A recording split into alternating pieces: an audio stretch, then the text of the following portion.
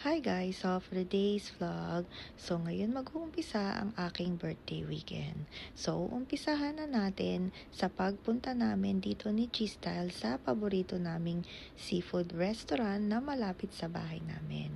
So ayan, dumating na yung mga food at syempre, hindi pwedeng walang sake. Bali, set meal yung in-order ni G-Style as usual. So ganyan yung set meal nila.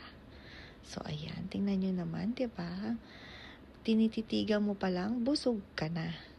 So, ayan. Kain na tayo ng mga tempura. So, isa to sa mga favorite ko. Dahil nga yung tempura.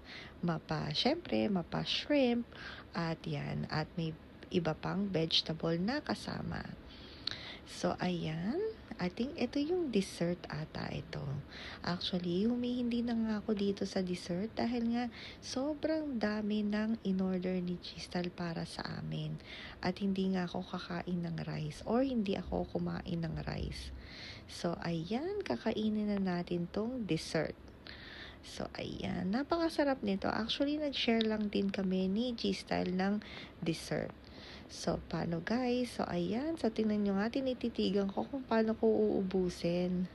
So, ayan guys. So, hanggang dito na lang ulit. Thank you guys for watching. See you guys next time. Bye guys!